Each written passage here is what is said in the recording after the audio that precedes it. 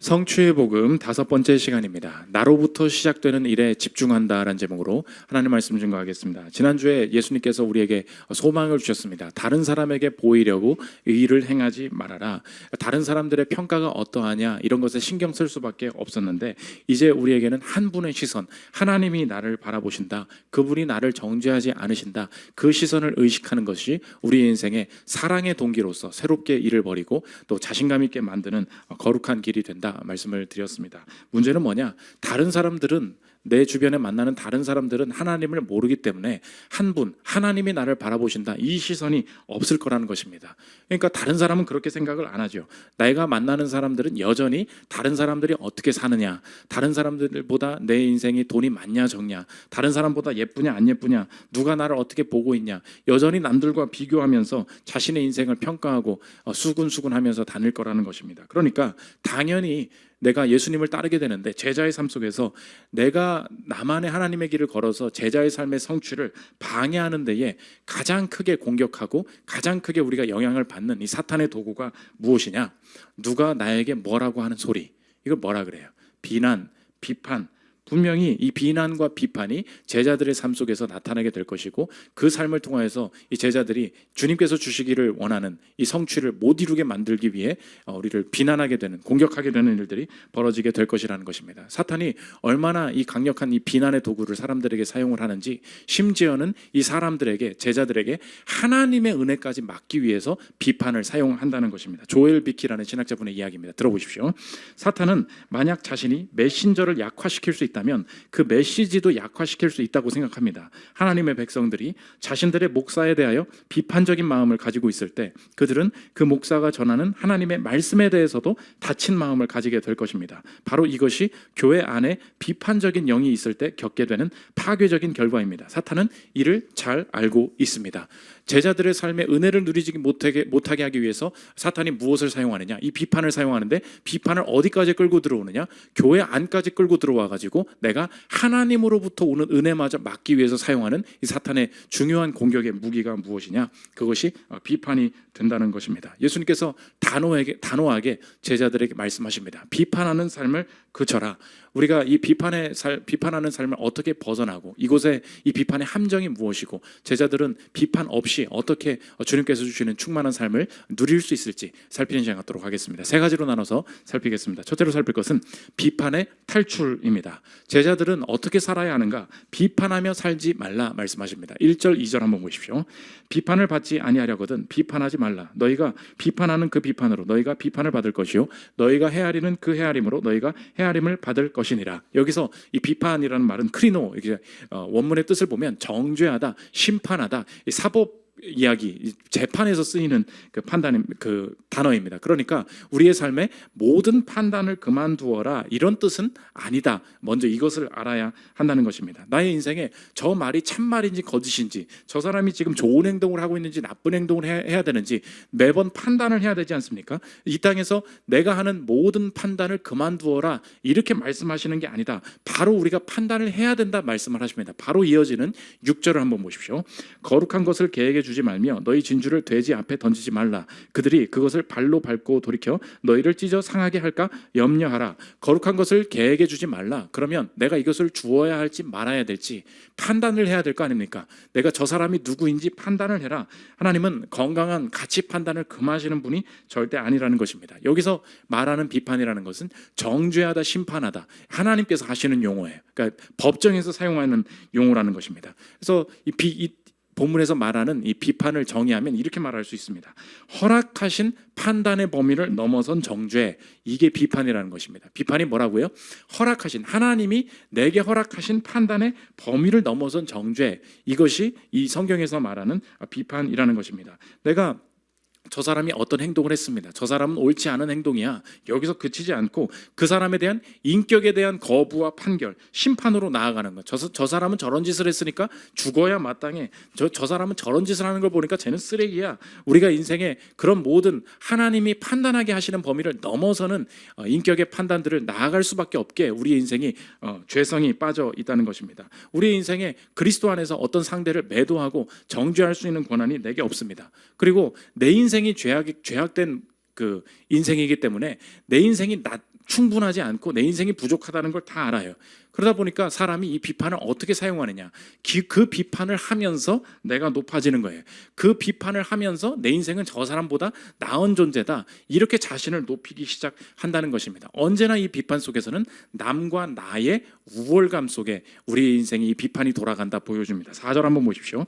보라, 내 눈 속에 들보가 있는데 어찌하여 형제에게 말하기를 나로 내 눈 속에 있는 티를 빼게 하라 하겠느냐. 외식하는 자여, 먼저 내 눈 속에서 들보를 빼어라. 그 후에야 밝히 보고 형제의 눈 속에서 티를 빼리라. 분명히 다른 사람과의 열등감, 우월감을 내가 느끼기 위해서 이 비판을 사용한다는 것을 알 수 있습니다. 그래서 많은 사람들이 비판을 왜 하느냐, 그 비판하는 사람이 존재해야만이 내가 그 사람보다는 가치 있고 훌륭한 인생을 살아간다는 느낌이 들기 때문에 사람들은 나도 모르게 비판에 빠질 수밖에 없는 것이다. 이 심리학자였던 테리 쿠퍼라는 분이 이렇게 이야기합니다. 들어보십시오. 비판할 때는 우리 자신의 잘못, 무능력, 불충분함을 회피하기 위해 다른 사람들의 잘못, 무능력, 불충분함을 필요로 한다. 비판주의는 자기가 그렇지 않은 것에서 그 정체성을 찾는다. 비판주의는 무언가에 대해 반응하는 것으로 스스로를 정의한다. 정죄할 사람이 주변에 없다면 비판주의는 무엇을 해야 할지 모를 것이다. 이 시대 문화의 목소리가 여러분의 인생에 열매를 맺지 못하게 속이게 되는 방법이 무엇이냐? 내가 지금 신앙이 아직 없고 교회 처음 와봤고 예수 그리스도를 구주로 믿지 않아도 괜찮습니다. 내가 그냥 내 나름대로 내 인생을 살아가고 있다고 생각하지만 내 인생이 열매 맺지 못하게 이 사회의 구조가 그렇게 벌어져 있다는 거예요. 내 인생에 열매를 맺지 못하게 이 시대가 나를 유혹하고 빠져들어가게 만드는, 나를 이끌어가는 자리가 무엇이냐? 비판하는 자리라는 거예요. 내 인생에 많은 뉴스를 보여줍니다. 그러더니 딱 얘기해요. 댓글 한번 달아봐. 야, 이렇게 끔찍한 일들을 봐봐. 이런 짓을 하는 사람들 좀 봐봐. 유튜브에 댓글 한번 달아봐. 이렇게 나한테 얘기합니다. 나는 그냥 열심히 살고 가만히 있었을 뿐이에요. 그런데 내가 가만히 있을 때 나의 인생을 점점 몰아가게 되는 방식이 무엇입니까? 누군가를 보여줘요. 그리고 내가 한마디 하게 만들어요. 야, 이런 짓을 벌인 사람을 봐봐. 너도 한마디 해야 되지 않겠니? 그러니까 내가 여기다도 댓글 달고 여기다가도 댓글 달고 여기서도 한 소리 하고 내가 그렇게 막 합니다. 여기 리뷰를 남겨달래. 그러니까 내가 이 제품을 만들 능력은 없어요. 근데 내 인생이 늘 하고 있는 것이 무엇입니까? 소비해요. 리뷰해요. 그러면 내가 엄청 대단한 사람이 된 것 같아요. 내가 이 화장품 한번 리뷰해 보겠다. 맛집을 왜 찾아갑니까? 저 사람이 얼마나 맛있게 만들었는지 내가 평가해요. 내가 일주일 동안 사는 게 모든 포지션이 다 뭡니까? 내가 판단하고 평가하고 비판할 수 있는 위치에 나를 슬쩍 가져다 놔요. 놓치게 되는 것이 무엇입니까? 열심히 사는 것 같거든요. 근데 그 모든 게 뭐였어요? 남이 한 것에 대해서 평가하고 비판하고 조롱하는 일에 쓰다 보니까 인생을 열심히 사는 것 같은데 나중에 무너지는 것이 무엇입니까?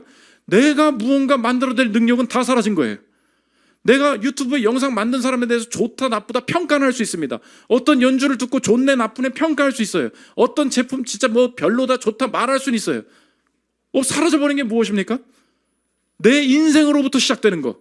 내가 무언가를 만들어내고 내가 무언가를 창작해내고 내가 무언가를 이루어갈 수 있는, 만들어갈 수 있는 능력은 다 없어지게 된다. 이것이 이 시대에 내 인생이 열매 맺지 못하게 만드는 이 비판이 만들어내는 이 문화의 목소리가 나를 멸망으로 몰고 갈 수밖에 없다는 것입니다. 이제 알겠죠?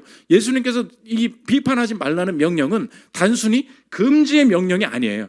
제자들에게는 이제 다른 길이 열려있기 때문에 비판을 안 해도 된다는 것입니다. 비판은 뭐예요? 다른 사람보다 내가 낫다, 저 사람을 못한다고 말하면서 내 인생을 높여야만 했어요. 그런데 이제 제자에게는 다른 길이 주어진다.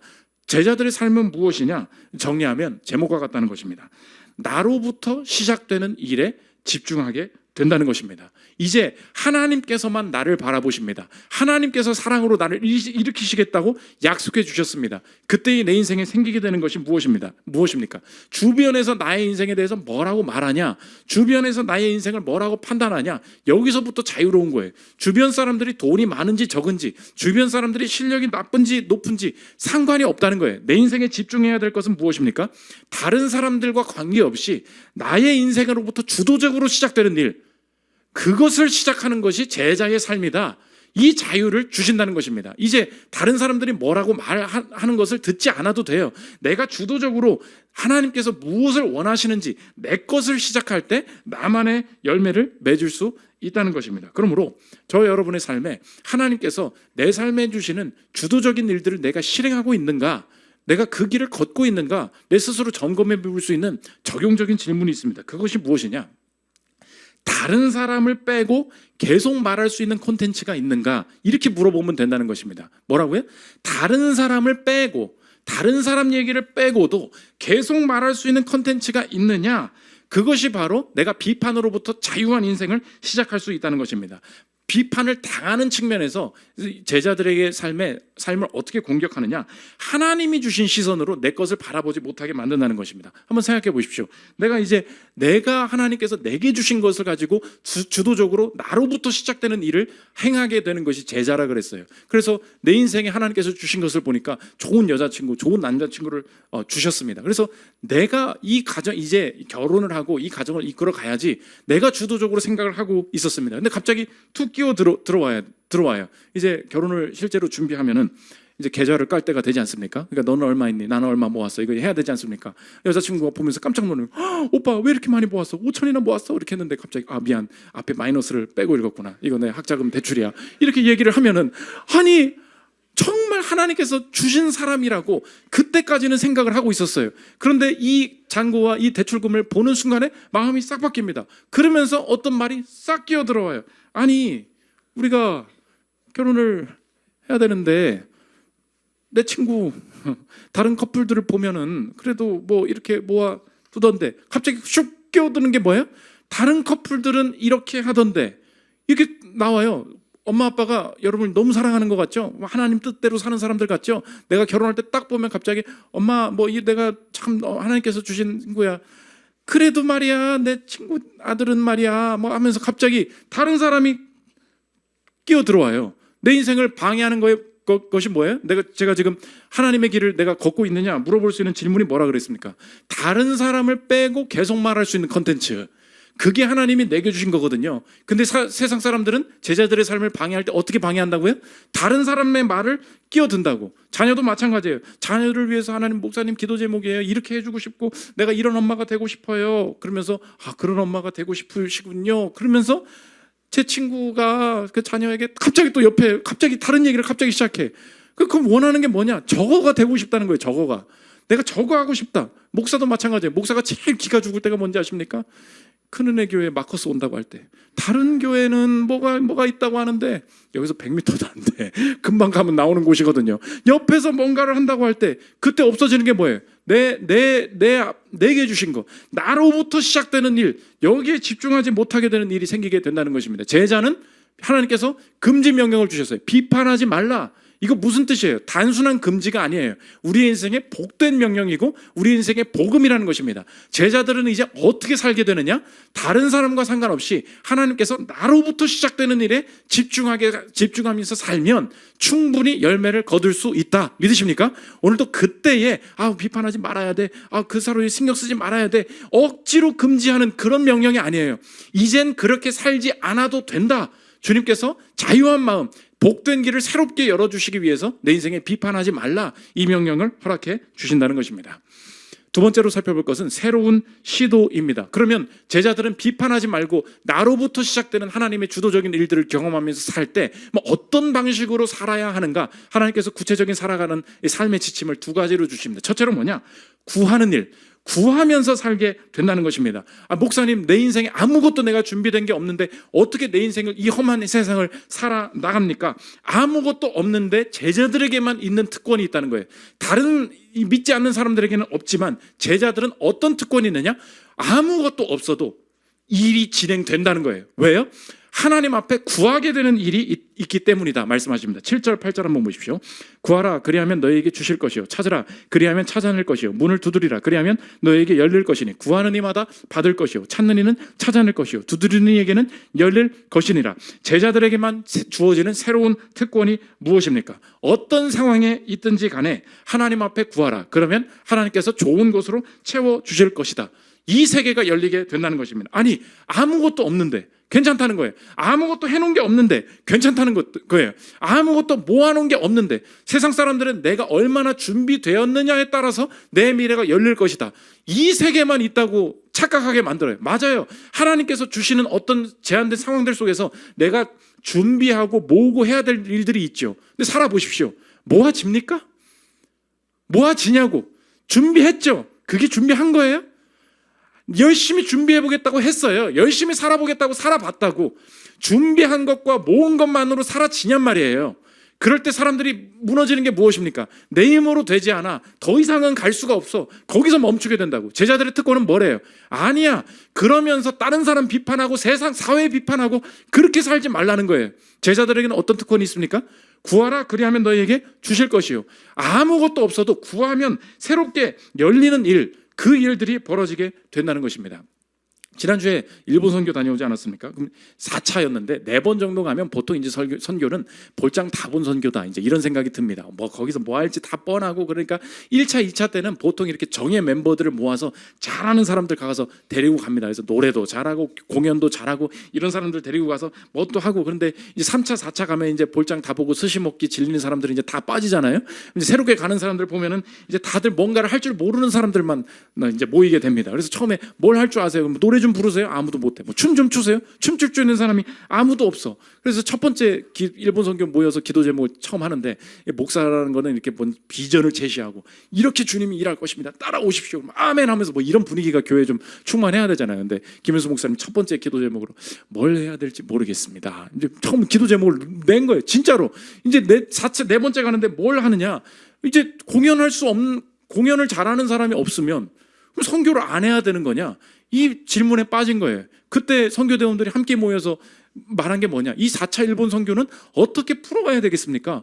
우리가 할 수 있는 재능이 아무것도 없는데 처음에 한 게 뭐냐? 구한 거예요. 하나님 앞에 기도한 거예요. 그때 하나님께서 기도하는 가운데 우리에게 지혜를 주신 게 뭐냐? 공연 위주로 가면 안 된다. 많은 사람들이 참여하고 계속해서 선교의 지속성을 확보해야 된다. 그때 한국 문화를 체험하는 부스를 만드는 걸로 바꿨어요. 그래서 한 곳에서는 달고나 만들기, 막 달고나 만들게 하고 뭐 이렇게 에코백에 이렇게 한글 문양 이렇게 찍어주기 하면서 하니까 엄청나게 호응이 좋았던 거예요. 그래서 그 사람들이 우리가 행사를 진행하는데 교육자가 부탁을 하더라고. 일본 사람들은 8시만 되면 집에 가서 자야 되는 사람들이래. 그래서 일찍 집에 가야 되니까 빨리 가고 싶어하는 사람들이니까 일찍 끝내달라고. 우리가 했는데 10시까지 집에 안 가고 계속해서 놀고 있는 거예요. 그때 알았죠. 집에 가고 재미없어서 집에 갔던 거구나. 재미가 있으니까 계속해서 얘네들도 똑같이 밤샐 수 있는 사람들이구나. 보십시오. 우리가 뭘 해야 될지 일본 선교를 맨 처음 시작할 때 우리 속에는 뭐 목사님들 속에는 다 머릿속에 생각이 있어. 없어요. 우리도 똑같아. 뭘 해야 될지 모르겠어. 그럴 때마다 이제 5차 일본 선교도 오겠죠. 지금 모르겠어. 그러나 제자들에게 주시는 설렘과 기대와 특권이 뭐라고요? 구하라. 그리하면 너에게 주실 것이요. 그러므로 제자들의 삶에 하나님께서 채우시겠다고 말씀하실 때 우리에게 주시는 시험이 있어요. 적용적인 질문인데 여러분 한번 생각해 보십시오. 능력이 부족해도 할 마음 주시는 걸 찾으라는 거예요. 이게 제자들의 삶의 분별입니다. 세상은 뭐래요? 능력이 있어야 뭘 하지. 이런 방식으로만 생각을 한다고. 근데 하나님께서 주시는 길은 달라요. 능력이 없어요. 꼭 뭐가 부족해요. 근데 하나님께서 붙들게 하시는 게 있어요. 하나님 주시는 마음, 해보려는 마음, 그게 있어야 사는 거예요. 2층에 내려가 보십시오. 애 키우는 사람들, 돈이 준비되면 애가 키워져요? 남편이 막 텅텅 노는 사람이면 그럼 애가 키워집니까? 그렇지 않아요. 누가 애 키우는지 아십니까? 애 키울 마음을 주신 사람이 애를 키우는 거예요. 해보겠다. 하나님 안에서 이거 해보기를 원한다. 능력도 없고 돈도 없고 아무것도 없다니까요. 공부도 마찬가지예요. 성적이 어느 정도 올라 있으니까 여기서 여기 얼마 올리면 되겠지. 그런 사람들이 성적을 올리는 게 아니에요. 완전 밑바닥이에요. 어디서부터 시작해요? 주님께서 내게 주신 기회인데 주님 의지에서 한번 해보기를 원한 능력과 재능은 안 돼요. 능력으로부터 시작되는 게 아니라니까요. 구하라, 찾으라, 두드리라. 해보기를 원한다. 하나님이 주신 마음, 그거 있으면 능력 없어도 된다고. 믿으십니까? 오늘 30점. 괜찮아. 능력이 없어도 거기서부터 시작하는 거예요. 진짜 갖춰야 될 건 점수를 갖추는 게 아니야. 마음을 갖추는 거라고요. 할 마음 주십시오. 키워볼 마음 주십시오. 이 가정 만들어갈 수 있는 마음 주십시오. 이 업무 잘해볼 마음 주십시오. 이 교회에 충성할 마음 주십시오. 주님이 그 마음 주실 때 구하라, 찾으라, 두드리라. 그 마음, 그 방법으로 충분히 채워질 수 있다. 이것이 하나님께서 일하시는 방식이 된다는 것입니다. 두 번째, 좁은 길. 언제나 제자들은 구하는 길 걷고 좁은 길 걷는다는 것입니다. 13절 14절 보십시오. 좁은 문으로 들어가라. 멸망으로 인도하는 문은 크고 그 길이 넓어 그리로 들어가는 자가 많고 생명으로 인도하는 문은 좁고 길이 협착하여 찾는 자가 적음이라. 좁은 길은 무엇입니까? 사람들이 오해해요. 언제나 그리스도인들은 좁은 길을 가야 된다. 그래서 대학을 가야 되는데 모두가 의대를 가야 되는데 너는 의대 가면 망하는 줄 알아. 너는 무조건 아무도 안 가는 길 가. 이상한 학과 가. 이런 뜻이 좁은 길이 아니고, 좁은 길의 정의를 성경이 스스로 내리고 있는데 성경에서 뭐라 그러냐? 14절에 보면 생명으로 인도하는 문은 좁고 길이 협착하다. 그럼 좁은 문은 뭐예요? 생명으로 인도하는 문이라는 거예요. 언제나 하나님께서 그 길을 걸으면 무조건 내 인생의 마지막에 생명이 나타나게 하신다는 것입니다. 그래서 좁은 문으로 들어간다, 좁은 길을 걷는다 적용하면 이것입니다. 뭐라고 우리에게 적용할 수 있느냐? 하나님 때문에 생기는 나만의 독특한 일상. 이게 좁은 문이에요. 뭐라고요? 하나님 때문에 생기는 나만의 독특한 일상, 하나님 때문에 생기는 나만의 독특한 결단. 이거 하나님이 주신 마음 아니었으면 절대 이렇게 안 해요. 절대 이렇게 안 살아요. 근데 하나님께서 내게 주신 그 마음이 있어요. 그것 때문에 남들과 독특한 것이 있습니다. 그러면 그 길을 걷게 되면 하나님께서 보장해 주시는 게 뭐냐? 생명으로 인도하는 문은 좁고 협착하여 찾는 이가 적다. 아무도 찾지 않지만 하나님께서 내게 주신 그 마음 때문에 내 일상에 생긴 독특한 스타일, 라이프 스타일과 결단이 있으면 그것 때문에 결국 나는 어디로 가게 되느냐? 생명으로 인도함을 받게 된다. 이게 약속이라는 것입니다. 이제 일본에 가니까 새롭게 한국에서 6개월 전에 이 일본 선교에 헌신하려고 오신 목사님이 계시더라고요. 문제는 뭐냐? 하나님 앞에 급하게 부름을 받다 보니까 초등학교 애가 딸이 6학년인데 친구들이랑 다 사귀고 평생에 한국에 살던 애인데 어떠한 준비도 없이 일본어도 공부해 본 적이 없이 일본으로 날라오게 되다 보니까 이 애가 충격을 받은 거예요. 자기가 사귀었던 친구들 다 없어지고 내가 히라가나 뭐라도 좀 배우고 와야 되는데 일본어 한자도 모르고 와다 보니까 일본 애들도 초등학생들이 다 뻔하죠. 애가 왔는데 한국어만 할 줄 알고 일본어도 못하고 영어도 못하고 아무것도 못하니까 거기서 이지매를 시작한 거야. 너는 일본어도 못한다 마스 했겠지 했겠지. 그렇게 막 이렇게 하니까 애가 막 한국에 일본에 집에 와가지고 맨날 밤에 울고 난 친구 없다 그러고 한국 돌아간다고 그러고 이 부모님이 얼마나 터지겠습니까? 하나님 따라 왔지만 내 인생에 포기하고 아무것도 되지 않은 이 모든 상황, 딸이 울고 있는데 내가 이 길 걷는 게 맞나? 얼마나 통탄하겠습니까? 하나님 앞에 기도하고 어떻게 해야 됩니까? 그랬는데 하나님께서 이 길을 걸으라고 하신 게 맞으니까 내가 여기 왔다고. 그러면서 버티기 시작하는데 딸아이한테 기적이 일어난 거예요. 하나님께서 이 딸한테 새 마음을 주시는데 나는 여기서 살아남아야 한다. 마음을 담대하게 바꿔주신 거예요. 그래 가가지고 일본 애들한테 그랬대. 넌 일본어도 못하고 그러는데 갑자기 말을 다르게 했다는 거예요. 이 한국어도 못하는 주제에 그랬다는 거예요. 넌 한국어 할 줄 아냐? 그러면서 난 여기서 살아남으리라 하면서 일본어를 배우기 시작하는데 6개월 만에 원어민처럼 입이 터져버린 거야. 지금 갔더니 일본어를 너무 잘해요. 아니 목사님, 이게 초등학생이라고 해서 언어를 아무리 빨리 배워도 6개월 만에 이렇게 할 수가 있습니까? 안 된대. 목사님, 그럼 분명히 두 분이 머리가 엄청 좋으셨 보니까 아니야. 그건 아니야. 그건 아닌 것 같아. 근데 애가 6개월 만에 적응해서 이제 일본어를 가르쳐주고 다니고 원어민처럼 하기 시작해요. 그때 느껴진 것이 무엇입니까? 그렇지, 하나님 따라가는데 하나님이 일본 선교 가라 그래도 이렇게 했더니 집안에 이런 일이 생기고 자녀가 어려움을 겪고 이게 환경이 안 좋아가지고 이런 어려움을 하겠지 때문에 많은 사람들이 어느 정도 수준이 높아지면 그 다음 찾는 게 뭐예요? 내가 생명을 찾는다고. 그 짓 하지 말라는 거예요.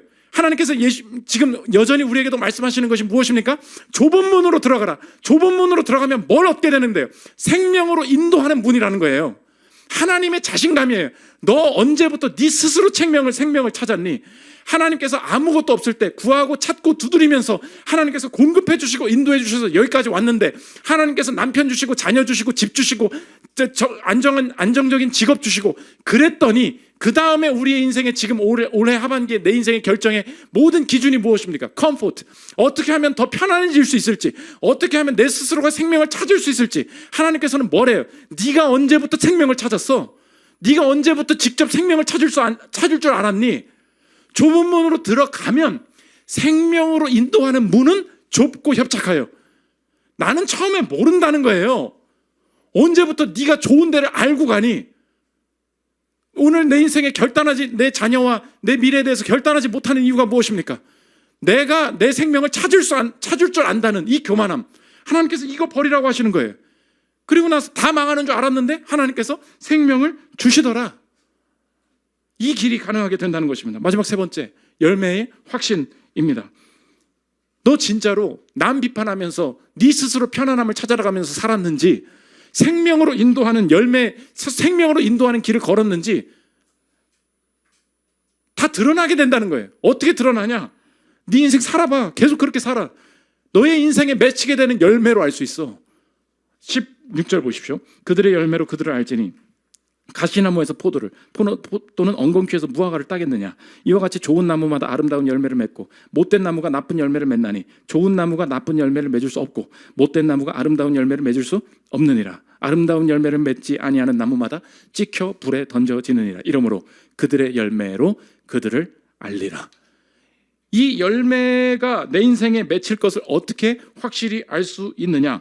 목사님, 이렇게 주변 사람들은 나 이렇게 사는 건 망하는 짓이야, 아무리 비판들을 해도 주님께서 주시는 나로부터 시작되는 일들에 집중하면서 살 때 이 비판 속에서도 내 인생만에 생기는 열매가 있을 것을 어떻게 확신할 수 있습니까? 마지막 질문을 이렇게 던지면 돼요. 역사상 최초의 비판은 누구를 향한 것이었는가? 이렇게 물어보면 알 수 있다는 것입니다. 최초로 인생 그렇게 사는 거 아니야, 어떤 존재를 향하여서 비난하는 것이 어디에서부터 시작되었는가? 창세기 3장 1절 보십시오. 그런데 뱀은 여호와 하나님이 지으신 들짐승 중에 가장 간교하니라. 뱀이 여자에게 물어 이르되 하나님이 참으로 너희에게 동산 모든 나무의 열매를 먹지 말라 하시더냐.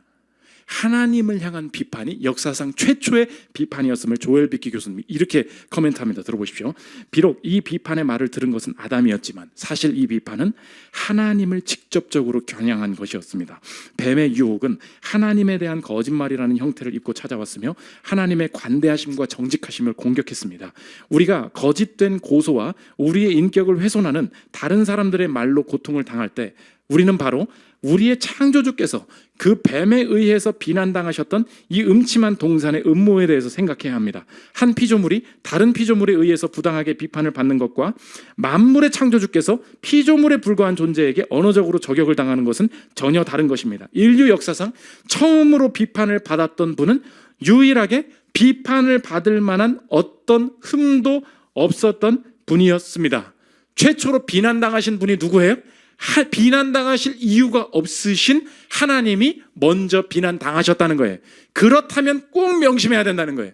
제자들의 삶, 하나님을 따르는 자들의 모든 삶 속에서는 필연적으로 비난이 있게 될 것이고, 그 비난은 어떤 사람이 싸가지가 없어서 나한테 한 소리 했네 라고 해석하면 절대로 안 되고, 이 비난이라는 것은 하나님께서 내 인생에 영적으로 이루어 가실 이 자산에 대한, 이 열매에 대한 영적인 싸움, 영적인 공격으로 이것을 바라보고 절대로 기죽어서는 안 된다. 이어서 들어보십시오.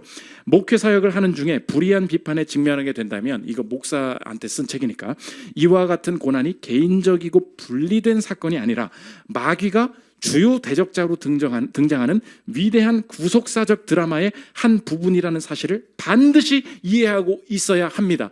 이제 우리가 당하게 되는 비난은 다시 해석해야 된다는 거예요. 어떤 애가 나를 그냥 괴롭혀요. 엄마가 나한테 뭐라 그래요. 주변 사람들이 나 이렇게 살면 안 된대요. 단순한 비난이 아니라는 거예요. 내가 하나님의 뜻대로 살아보겠다고 결정할 때 나의 외모에 대해서, 학력에 대해서, 성적에 대해서, 내 인생의 결단에 대해서 이상하게 뭐라고 하는 사람들이 나타날 거라는 것입니다.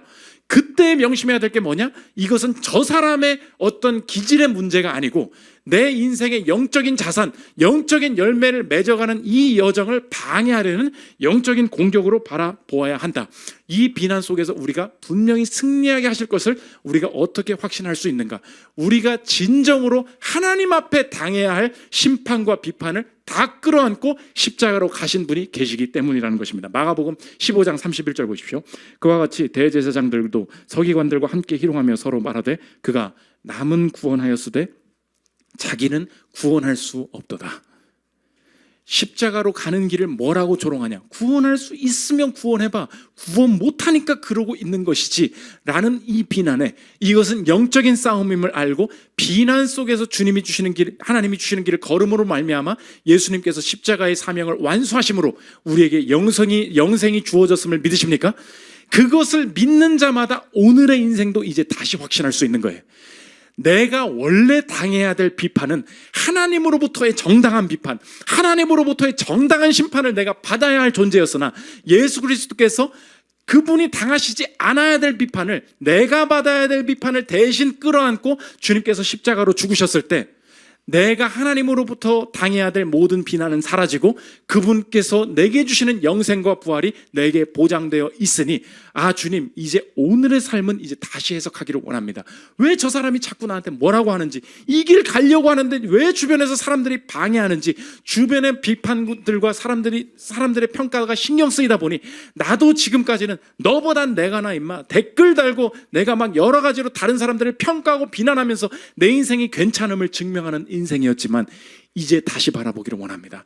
내 인생에 허락되는 모든 비판은 이제 영적인 싸움의 한복판에 서 있는 열매 거두기 위한 치열한 전투의 현장임을 알고 주님께서 나를 조롱하시거나 누르시거나 나를 버리셔서 이 비난을 감당하게 하시려는 것이 아니라 주님께서 이 비판 받으시면서 십자가의 길을 걸으셔서 승리하셨던 것처럼 나도 내 인생 앞서가신 그분의 길 따라서 비난 가운데 흔들리지 않고 나로부터 시작되는 일에 집중하면서 구하고 찾고 두드리며 하나님 때문에 생기는 나만의 독특한 일상, 좁은 길을 걸어서 분명히 열매 거둘 줄 믿습니다. 이 담대한 확신이 내 안에 생기게 된다는 것입니다. 나 대신 비난당하신 예수 그리스도를 온전히 신뢰함으로 다른 사람들을 비난하거나 비난 가운데 무너져서 갈 길 못 가는 어리석음 범치 않고 온전히 주의 길을 걸어서 승리하는 여러분들 되시기를 기도합니다. 우리 찬양하고 기도하는 시간 하도록 하겠습니다.